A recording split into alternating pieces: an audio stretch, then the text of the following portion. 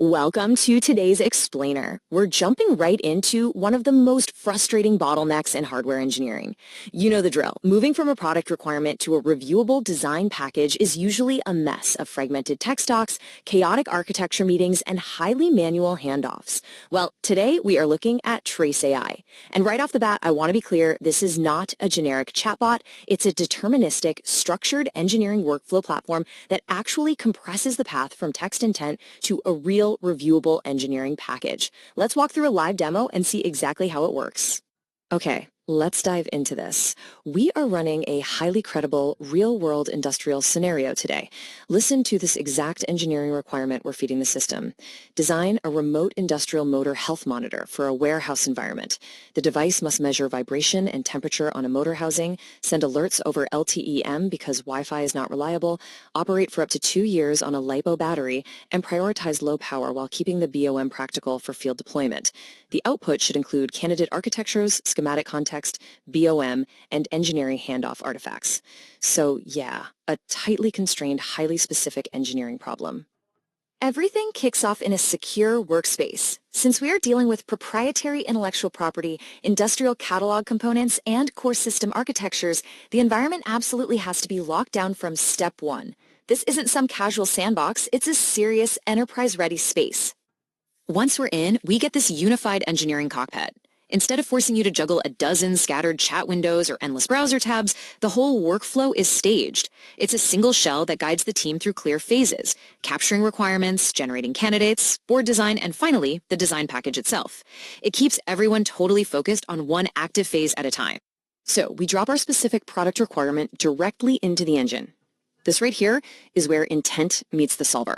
By explicitly giving it our constraints, like that LTE-M communication, the vibration sensors, and the 2-year battery life, we give the downstream deterministic solver exactly what it needs to start hardware reasoning. We aren't just asking a question, we're drawing the exact boundaries of the problem. The moment we hit generate, the system starts building out board and schematic views, but here's the real game changer. It generates multiple hardware candidates. Because, let's be real, hardware engineering is rarely about finding one magic answer instantly. It's about exploring a massive component space, comparing viable alternatives, and making incredibly informed decisions before you lock in an architecture. And that brings us to the candidate exploration phase. Instead of just spitting out a generic text summary, TRACEAI presents a full suite of reviewable design surfaces for each option. We're talking system diagrams, circuit schematics, board layouts, and even the solver reasoning itself. Everything is generated and ready to be inspected. Now, what's really interesting about this slide is the explicit trade-off scoring. Each candidate gets scored across cost, power, performance, and availability. Why does that matter so much? Because something like 70 to 90% of a product's final cost is locked in by upstream architectural choices. Exposing this data early lets a team actually compare, say, a low-cost approach versus a high-performance one before they commit to a design. Diving into the high-level architecture, the functional blocks are laid out perfectly.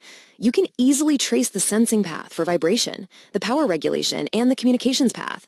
And because we explicitly banned Wi-Fi in our prompt, the solver intelligently routed us to a cellular module, like the NRF9160, and even optimized the design by eliminating a redundant secondary microcontroller. Of course, a block diagram alone won't get a product built. Moving into the electrical context, you're looking at a meaningful surface with actual catalog components, named nets, and a specific power structure. Since we asked for a LiPo battery, the solver automatically inferred we'd need specific low quiescent current regulators to condition that 3.7-volt input. It's actively doing the math to hit that 2-year battery goal. And since engineering is inherently physical, we also get a high-fidelity 3D spatial review. This digital twin lets engineers instantly visualize how the generated board will physically come together. For a motor monitor that's going to be attached to a vibrating machine housing, you really need to verify enclosure fit, component density, and environmental constraints, and you can do it right from the schematic. Operating quietly under the hood through all of this is the circuit intelligence layer. It's constantly running live electrical rules checks, validating voltage domains, flagging floating pins, and ensuring ground isolation. It's essentially catching potential electrical conflicts automatically, long before a human engineer ever has to manually trace a wire, which is a massive time saver. And this brilliantly illustrates how the platform fits into the real world. It isn't trying to replace human engineers or full design tools. Everything exports directly into a standard KiCad-ready workspace. The machine does the heavy lifting of the early-stage synthesis and component matching, but the human engineer remains completely in the loop for advanced routing and final refinement.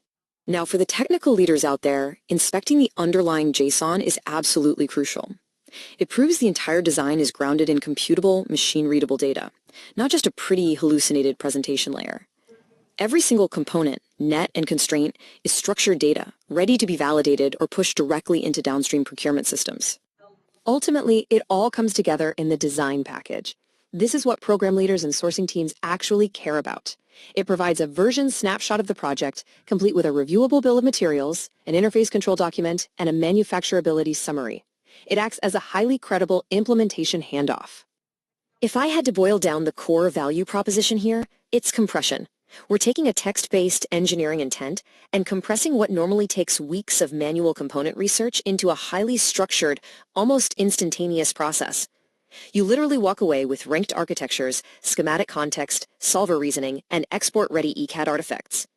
Which leaves us with one incredibly important question to consider. By shifting all this early-stage optimization into a computable workflow, how much faster could your team move from raw requirements to a reviewable engineering package? It completely rethinks the bottleneck of early hardware design. Thanks for joining me on this explainer, and I hope it sparks some big ideas for your next hardware project.